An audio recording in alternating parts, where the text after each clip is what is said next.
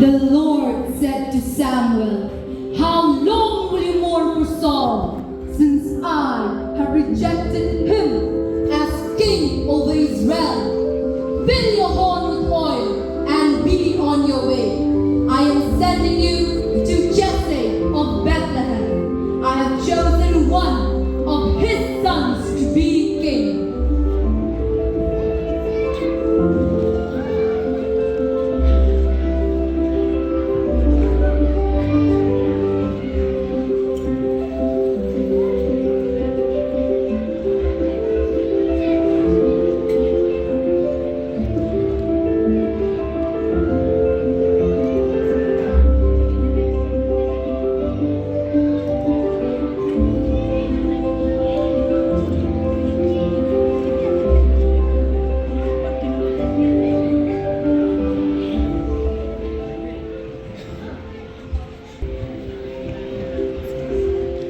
So the prophet Samuel heard from God, and in obedience went to the household of Jesse to find the next king of Israel.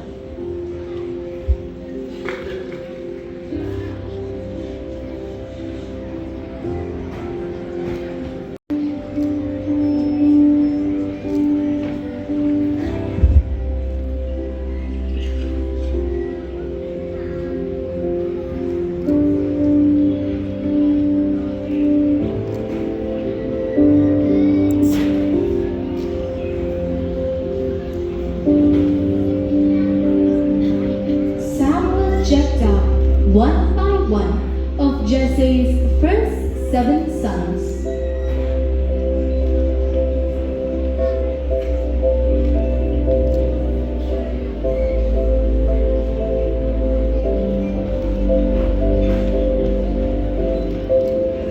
But he keeps shaking his head.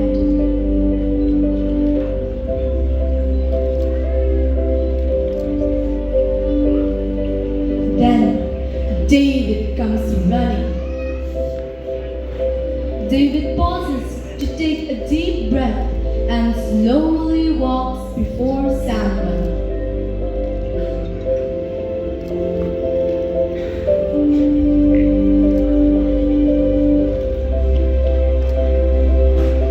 From the household of Jesse, Samuel found David.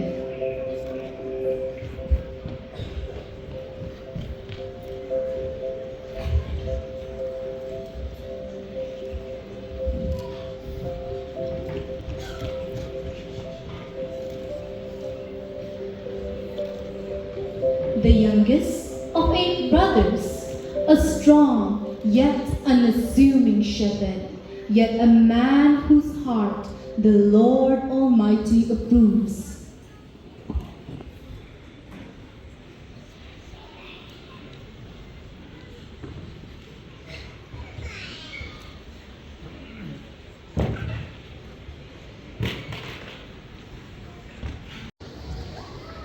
So, after a few years, the young boy David turned into a God-fearing and God-loving youth, and by then the Spirit of the Lord had departed from Saul, and an evil spirit from the Lord tormented him.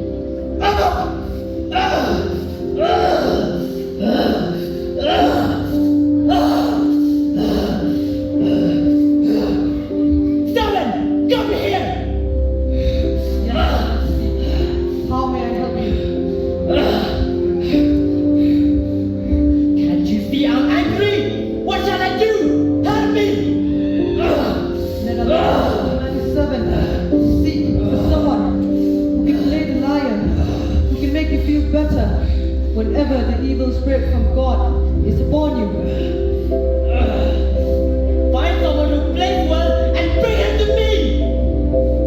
I've seen a son of Jesse, my lord, one who knows to slay the lion. He's a brave man and a warrior.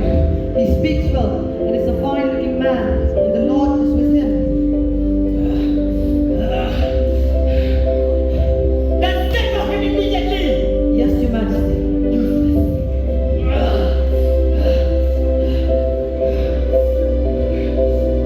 David came to Saul and entered his service.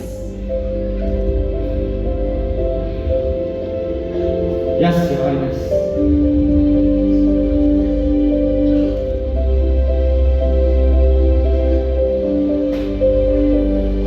You! Are you David, son of Jesse? Yes, Your Highness. Then seven! Give him a lion! Yes, Your Majesty.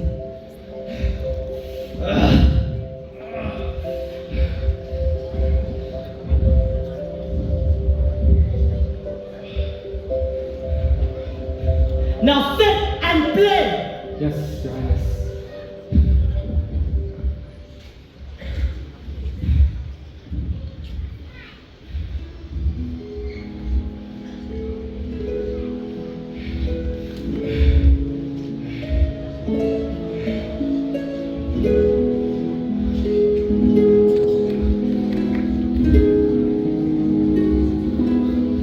So it was that whenever the evil spirit from the Lord came on Saul, David would take up his lyre and play.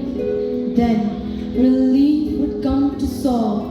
He would feel better, and the evil spirit would leave him.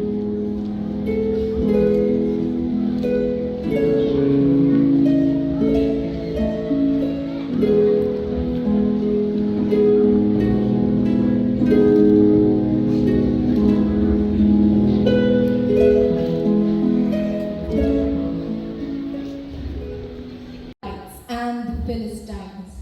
And it was that in this war that David faced the Philistines' greatest champion, Goliath.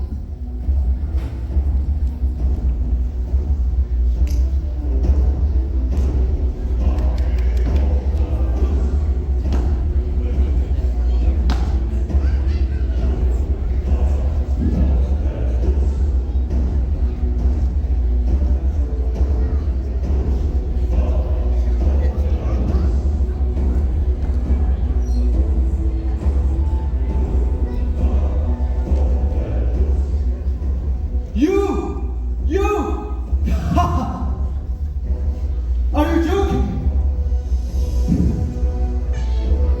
Who asked you to come out and laugh at this man?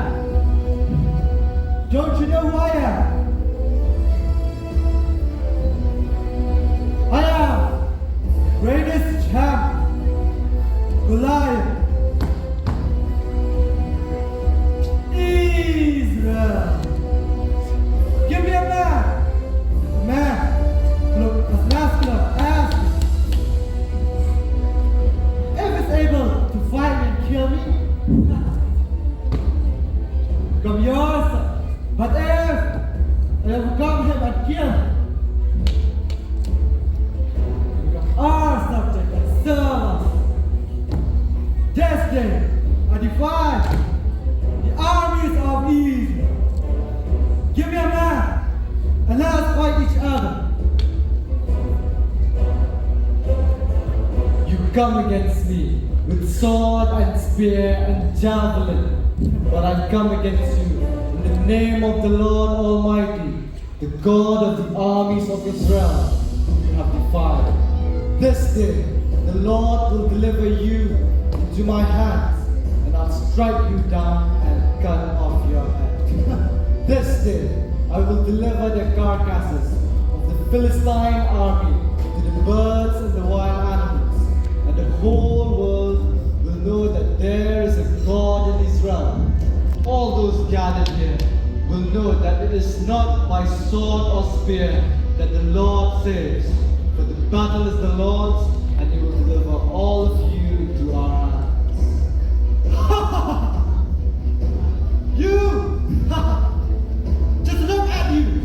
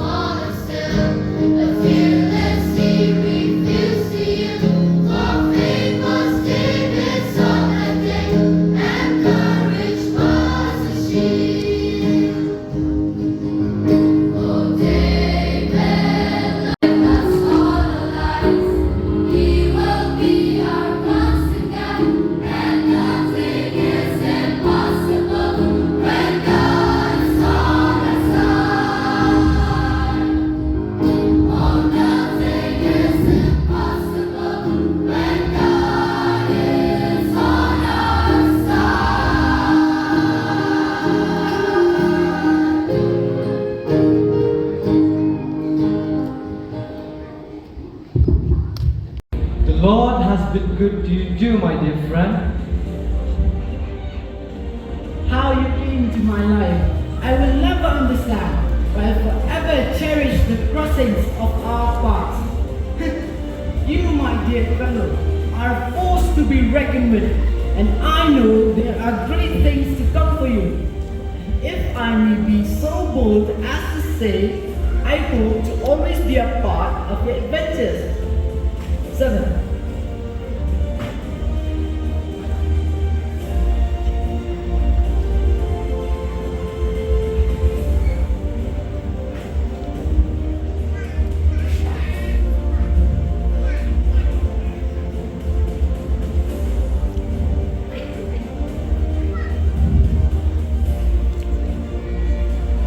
No, I can't take these. These are yours. By birth, they are your right. The Lord has anointed you, David. I know it and I see it. Allow me to make this covenant with you, a covenant of friendship.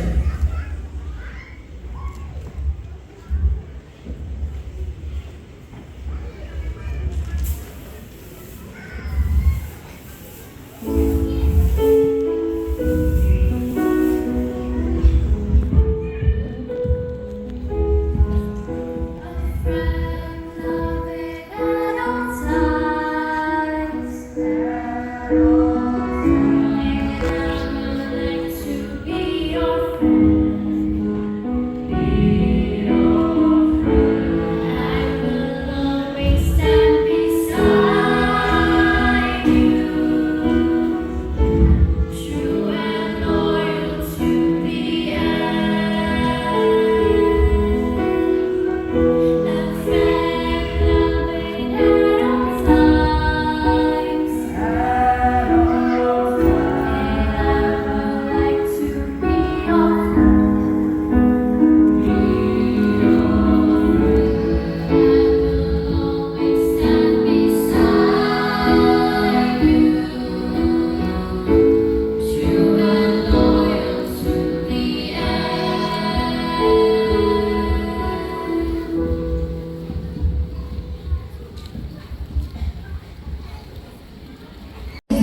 God's chosen one.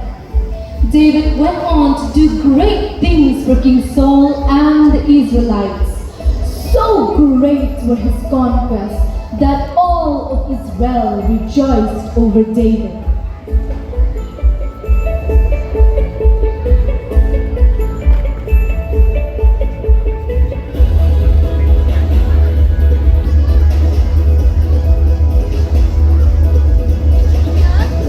Did you hear about David's latest victory? He's such a mighty warrior. Yes, but you know, he's very handsome too. David, David, David, David. Saul has slain his thousands, and David has slain his tens of thousands. Let us celebrate and dance.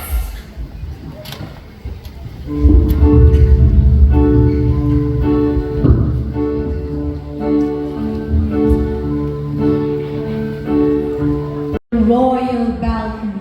Saul was glaring at the crowd who were circling David. They have credited David with tens of thousands, but me with only 1,000? What more can he get for the kingdom? And so King Saul kept a close eye on David, for his heart burned with jealousy for him.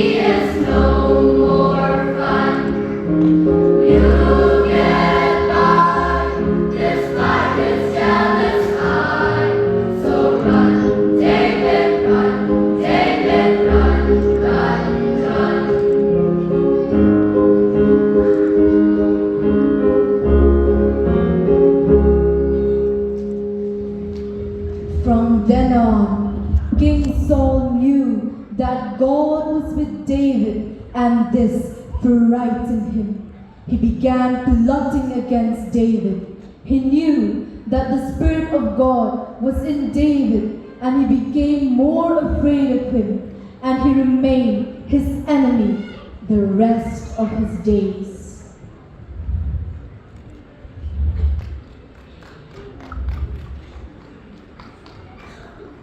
I will not try to kill you. Why will you hide this from me? It isn't so. Your father knows very well that I have found favor in your eyes, and he has said to himself, Jonathan must not know of this, or he will be grieved. Yet as surely as the Lord lives, and as you live, there is only a step between me and death. It's okay. Whatever you want me to do, I'll do for you.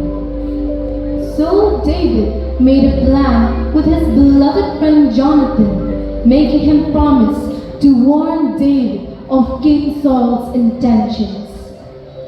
Jonathan promised David that he would tell him if King Saul intends to kill him and give him a chance to escape. Having agreed upon their plan, Jonathan goes on to make an important request from his dear friend. As God, the God of Israel, may God be with you as He's been with my father. If I make it through this alive, continue to be my covenant friend. And if I die, keep the covenant friendship with my family. And when God finally rids the earth of David's enemies, stay loyal to Jonathan. I will, my friend. Jonathan and David made an oath that day to each other that sealed their friendship for life. For 70 odd years, David ran for his life, hiding under tremendous stress. But through it all, God was with David, and in all this time, David honored his hand against Saul, the anointed of God.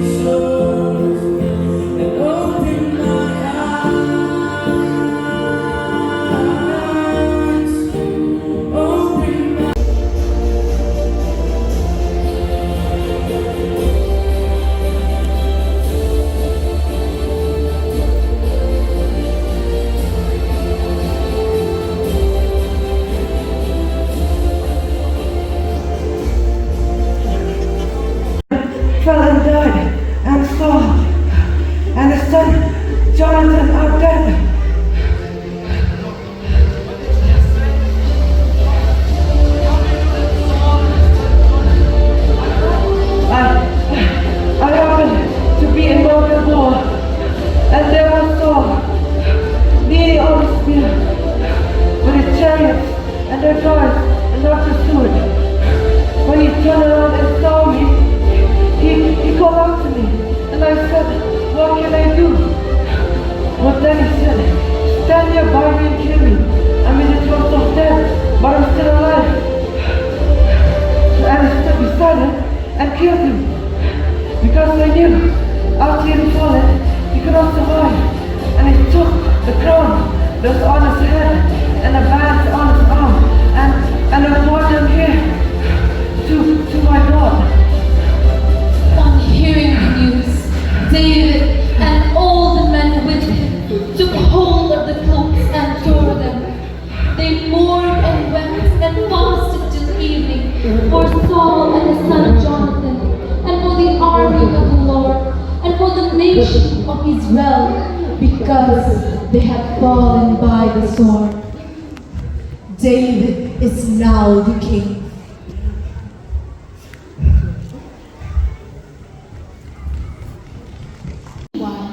In a room at King Saul's palace, everyone knew that the arrival of David and his men would mean that every potential heir of Saul's would die at the sword. Fear gripped the hearts of many at the thought. Mephibosheth, a mere child of 5 years, who was Jonathan's son and an heir to King Saul's throne, was with the other royal children playing when the news bearer rushed into the room.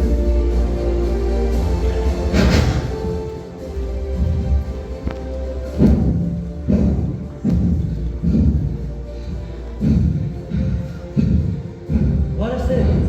Why have you come this manner? There is news from the battlefield. The king is dead. I just have to. David and his men will soon be marching here.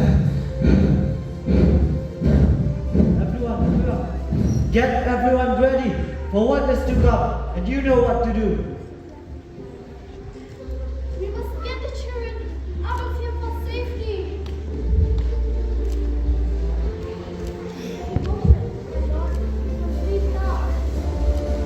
The nurses picked up each child and rushes them out of the room. In her haste, the nurse carrying Mephibosheth dropped him while fleeing. After that, he was unable to walk.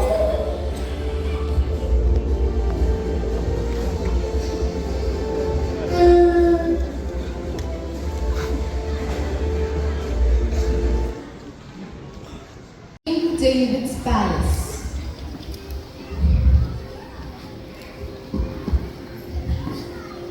Who am I, Sovereign Lord, that you have brought me this far? Sovereign Lord, you called me to where I am now. You hid me from my enemies. You rescued me from the snares of evil. My Lord, you have given me victory over my enemies. Help me do what is right in your eyes. Amen.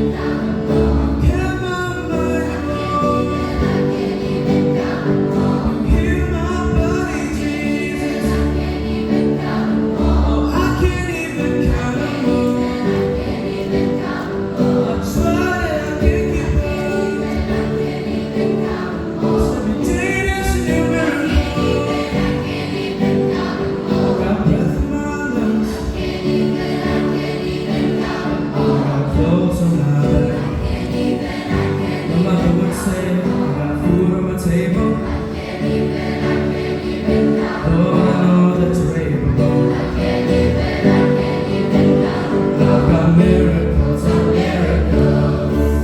Another tale of miracles.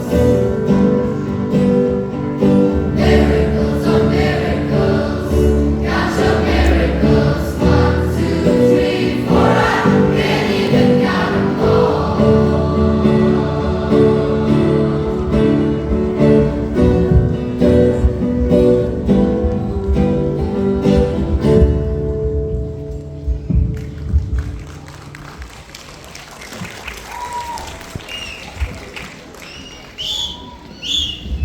David, the king of Israel, is sitting on his throne. He remembers his promise to his friend Jonathan to show kindness to his family. Therefore, he sent out servants far and wide to search for someone to provide information on Saul's family.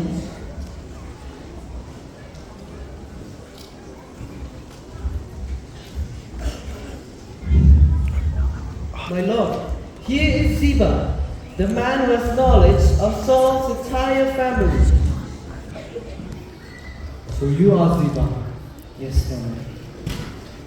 Is there anyone left of the house of Saul to whom I can show kindness? My good friend Jonathan said. Yes, my lord. There's still a son of Jonathan. He is crippled in both feet. Bring him to me.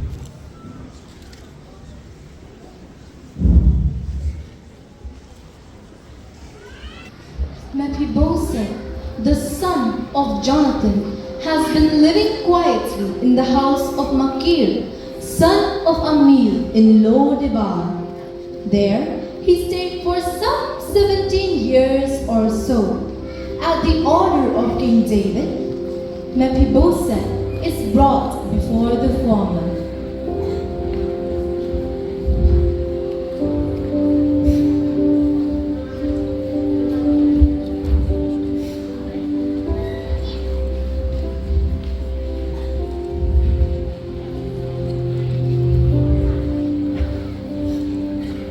What is the servant that he should notice a dead dog like me? Don't be afraid. I will surely show you kindness. For the sake of your father Jonathan, I will restore to you all the lands that belonged to your grandfather Saul, and you will always eat at my table. Thank you, my lord. Ziba, I have given your master's grandson everything that belonged to Saul and his family. You and your sons and your servants are to farm the land and bring in the crops, so that the master's grandson may be provided for. Mephibosheth, grandson of your master, will always eat at my table. Your servant will do whatever my lord, the king, commands his servant to do.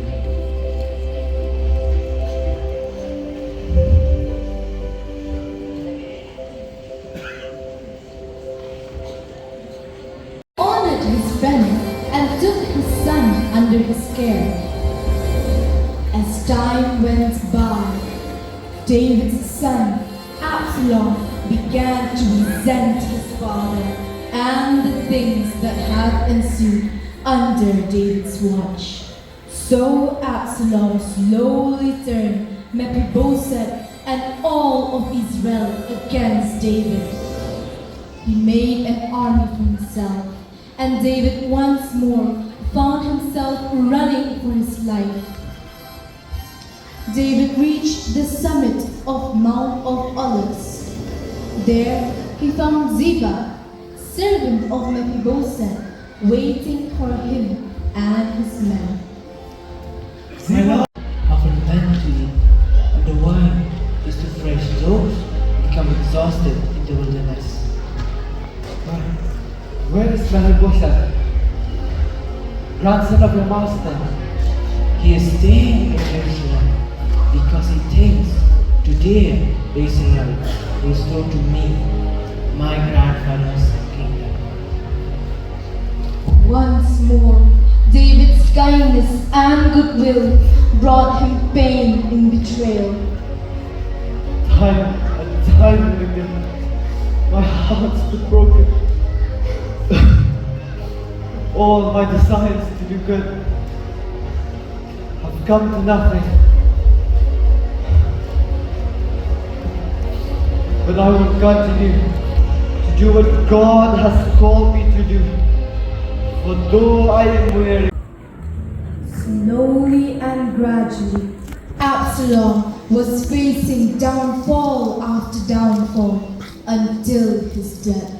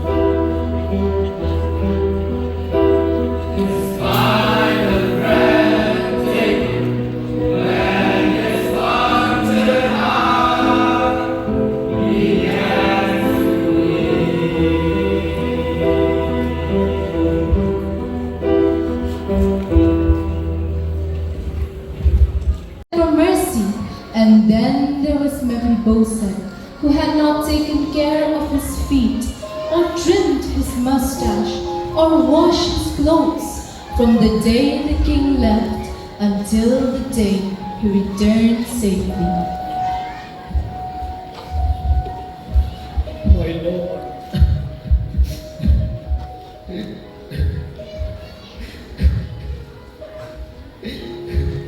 Mephibosheth, didn't I tell you that you will always eat at my table?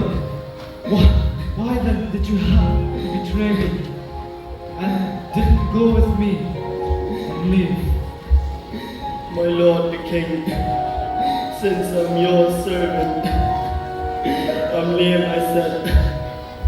I will have my donkey saddled and will ride ahead,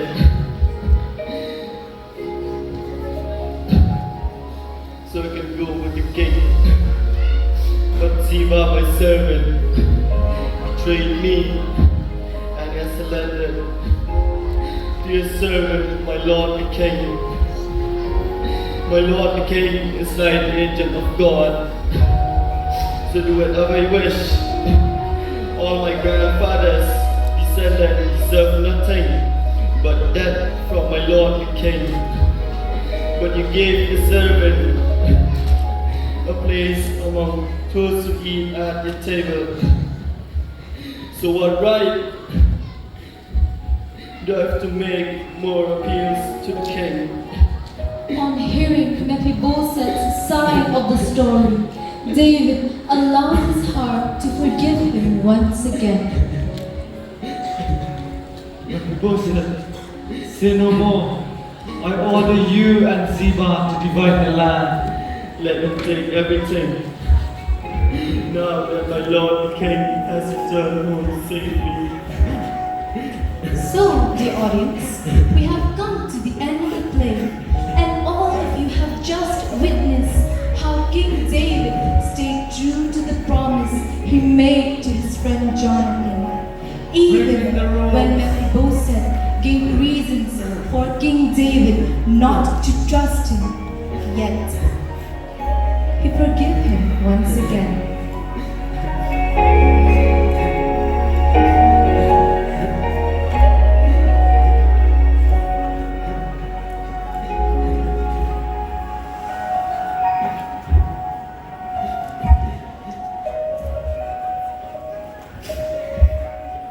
The greatest gift, however, was for a lost man found. Mephibosheth, a forgotten man, a man stripped of his worldly position, a man whose identity has long been hidden, a man who thought his grandfather right and David a causer of dissension, a man who though had nothing yet desired to overturn David's position. But with kindness quite unknown to him, his life took a different turn, from living in seclusion to re-entering his father's home. Mephibosheth, no longer forgotten, for a blessing on him did come, not from Saul's footsteps, but from God's anointed one.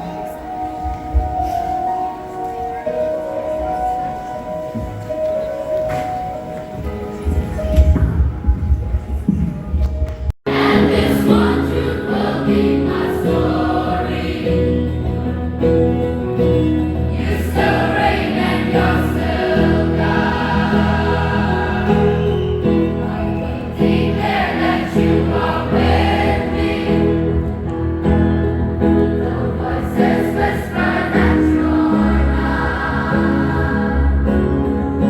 You never leave me nor forsake me.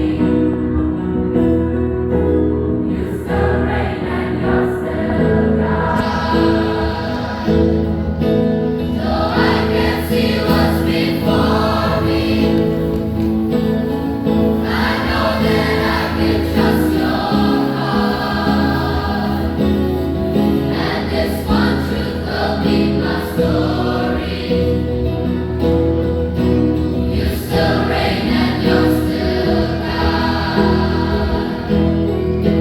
Though I can't see what's before me,